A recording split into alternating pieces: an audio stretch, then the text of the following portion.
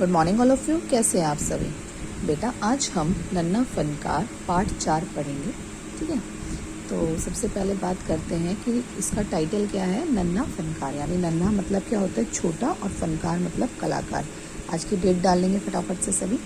चलिए स्टार्ट करते हैं। वह लड़का एक चकोर लाल पत्थर के पास बैठ गया। उसने जल्दी जल्दी कोई प्रार्थना बुदबुदाई। बुदबुदाई मतलब मन ही मन उसने प्रार्थना की। हम प्रेयर करते हैं ना मन ही मन में। और छेनी हथौड़ा, देखो ये है हमारा हथौड़ा, इसको बोलते हैं हथौड़ा। और ये क्या है? हमारी छेनी। ठीक है, आपने देखा होगा मजदूरों के पास भी होता है, या फिर जो कारीगर होते हैं उनके पास भी छेनी और हथौड़ा मिलता है। तो उसने छेनी हथौड़ा उठाकर अपने काम में जुट गया। कुछ दिन पहले ही उसने इस पत्थर पर घंटियों की कतारें और कड़ियां उकेरना शुरू कर दिया। तो देखो, आप देख रहे हो यहाँ पे बहुत सारी घंटियां बनी हुई हैं। तो ये पत्थर था, पत्थर के ऊपर इसने घंटी बनाई, और घंटी से क्या बना रहा है? डिजाइन्स बना रहा है, कड़ियाँ बना रहा है। कड़ी क्या होती है? ऐसे डिजाइन वाली, ऐसे ऐसे ऐसे डिजाइन बनाते हैं ना, तो ये वाली कड़ियाँ हैं इसके अंदर। ठीक है, कतारें बना रहा है। और उकेरना मतलब क्या होता है? डिजाइन बनाना। लड़के ने एक अधबनी, अधबनी का मतलब क्या? आधी बनी अधूरी घंटी पर छेनी की नोक टिकाई और सावधानी पूर्वक हथौड़े से घंटी पर नक्काशी करने में जुट गया।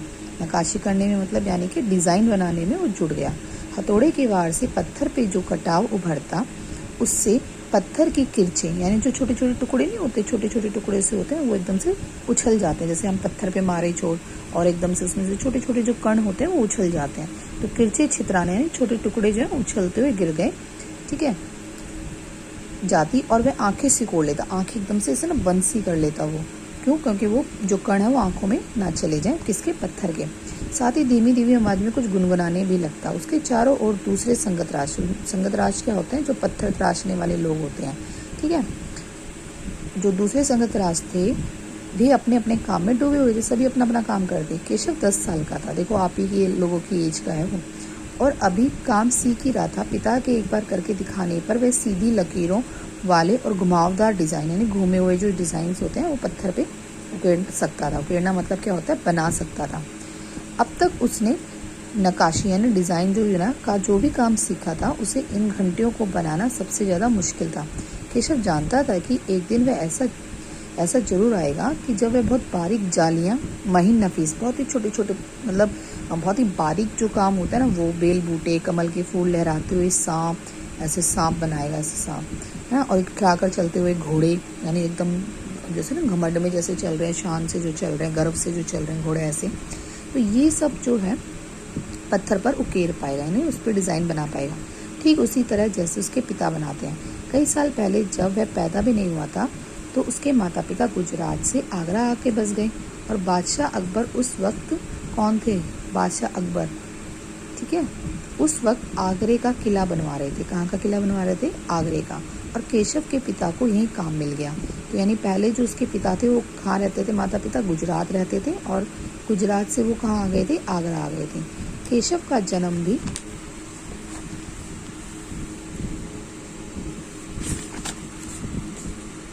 आगरे में ही हुआ था, और उसे गुजरात के पुश्तैनी गांव जाने का कभी मौका ही नहीं मिला। यानी दादा परदादा का जो गांव था उनका, जहाँ पे उसके दादा रहते थे, है ना, जो लोग रहते थे गांव के, वहाँ पे उसको जाने का मौका नहीं मिला, वो यहीं पे था।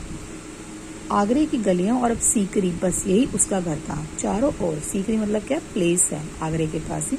चारों ओर हो रही छेनी हथौड़ों की टक टक खटखट के बीच केशव को किसी के कदमों की आहट भी सुनाई नहीं दी। उसको पता ही नहीं लगा कि कोई आ रहा है। इसलिए अचानक कानों में एक आवाज पड़ने पर वह चौंक गया। माशाअल्लाह। माशाअल्लाह मतलब वाओ, ये घंटियां कितनी सुंदर है, तुमने खुद बनाई है। ठीक है, पीछे मुड़कर केशव ने आंखें उठाई तो एक आदमी दिखा। बेशक। कौन बोलता है? बेशक मैंने ही ये घंटियां बनाई हैं। क्या मैं आपको पत्थरों पर नक्काशी करता नजर नहीं आ रहा? देखते नहीं, मैं ही पत्थर को तराश रहा हूँ, यानी पत्थर के ऊपर डिजाइन बना रहा हूँ।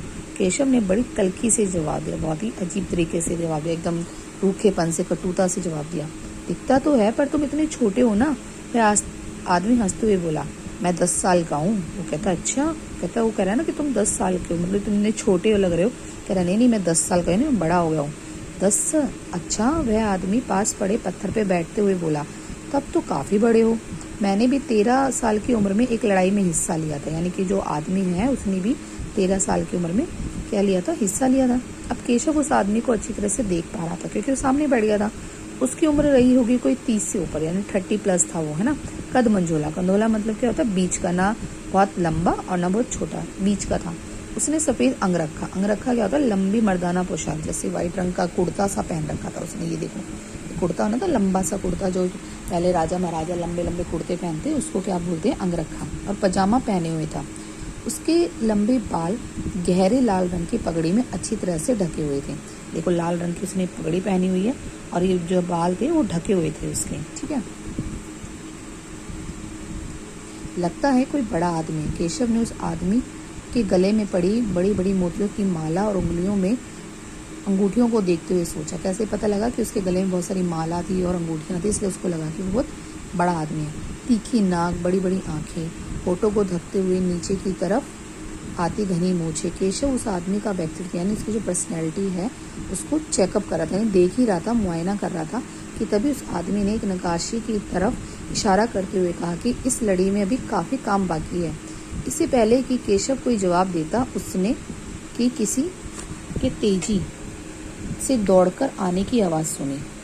यह कोई और नहीं, महल का पहरेदार था। हुजूर माफ़ करें, मुझे आपके आने का पता नहीं चला, हाँफते हुए उसने कहा।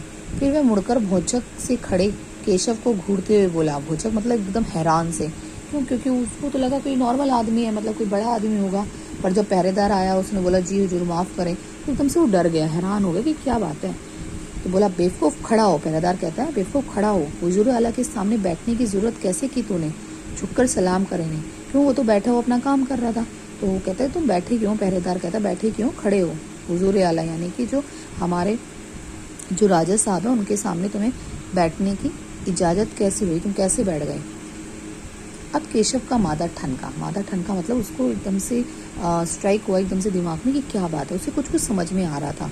बदहवासी से छेनी हाथ से छूटकर नीचे गिर गई और वह जल्दी से उठकर खड़ा हो गया। अरे कहीं ये बादशाह अकबर तो नहीं? ये ख्याल आते ही उसने झुककर सलाम किया और खरगोश जैसी कातर नज़रों से अकबर को देखने लगा, यानी नीचे ही नीचे देखने लगा है, आंखें नीचे करके। अकबर को पहरेदार की दखल अंदाजी भली नहीं लगी। उन्होंने खींचकर पहरेदार को वहाँ से जाने के लिए कहते हुए कहा, ठीक है सिपाही, कुछ देर के लिए हमें अकेला छोड़ दो। पहरेदार, दखल अंदाजी क्या होता है, रोक टोक करना, है ना। पहरेदार तो चला गया, मगर केशव असमंजस में था, यानी डाउट में था कि क्या करे क्या ना करे, उसे क्या करना चाहिए, वापस अपना नक्काशी का काम शुरू करे या बादशाह के हुक्म का इंतज़ार में खड़ा रहे। दिल तो अभी भी धक धक कर रहा था, मतलब बहुत तेज से डरा हुआ था। हाँ, पर अब वो डरा हुआ नहीं था क्योंकि अकबर प्यार से उसे देखते हुए मुस्कुरा रहे थे।